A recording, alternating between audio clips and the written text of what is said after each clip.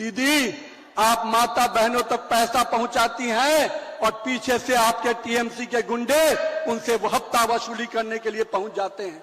आपने देखा होगा यहाँ के भाई बहन लोग अपना मकान बनाते हैं तो टीएमसी गुंडों को हफ्ता देना पड़ता है।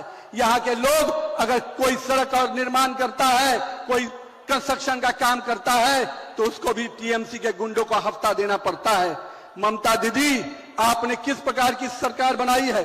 आप किस कहती हैं कि हमारी सरकार में करप्शन नहीं है, तो मैं पूछता हूं शिक्षक भर्ती घोटाला क्या है, एसएससी घोटाला क्या है, नगर पालिका नगर निगम में भर्ती घोटाला क्या है, राशन घोटाला क्या है?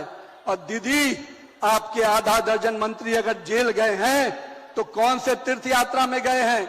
उन्होंने कौन सा कारनामा किया था कि आज आपकी सरकार के मंत्री जेल जाने के लिए मजबूर होते हैं? बंगाल की जनता की आवाज बनकर जो शब्द आ रहा है वो शब्द है পরিবর্তন পরিবর্তন পরিবর্তন। রথটা সযত্নে রাখবেন, তার কারণ উল্টো রথ করে আবার ওটা এখানেই ফিরে যেতে হবে। ये परिवर्तन केवल हमारी व्यवस्था बदलने का विषय नहीं है, ये परिवर्तन उस व्यवस्था के साथ उस सोच को बदलने का समय आ गया है जिसमें सकारात्मक सोच के साथ नए बंगाल के निर्माण का हम आगे बीज रखेंगे।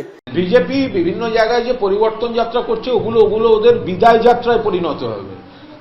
2021 আপকি বাত 200 পার মনে নেই? পরিবর্তন বাংলায় 2011 সালে হয়ে গেছে, প্রত্যাবর্তন হবে এবার। আমরা রঘু ডাকাতকে এনেছি চোরেদেরকে তাড়িয়ে, বদল করতে হবে। আর মহিলাদের উপর যারা অত্যাচার করেছে বদলাও নিতে হবে।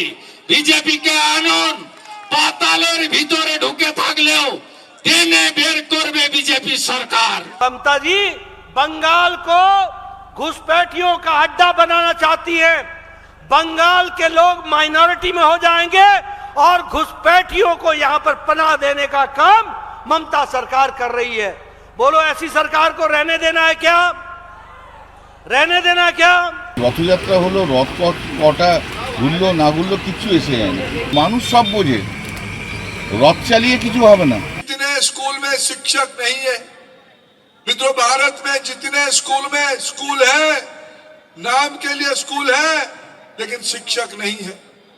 उस 100 में से 50 स्कूल बंगाल में है। आज बंगाल में अगर सबसे किसी क्षेत्र को अनदेखा किया गया है उसका नाम है शिक्षा। গণতান্ত্রিক দেশ, যে যা ইচ্ছা তাই করতে পারে, যে কোনো মিটিং করতে পারে, করুক, অসুবিধা কি আছে? ও রথযাত্রা, আমি তো বাঙালি, সচরাচর আমরা আষাঢ় শ্রাবণ মাসে রথ হয় শুনেছি, ফাল্গুন মাসে রথ হয় শুনিনি। ফাল্গুন মাসে চৈত্র মাসে রথ হয় কোনোদিন বাপের জন্মে শুনিনি। এবিপি আনন্দ এগিয়ে থাকে, এগিয়ে রাখে।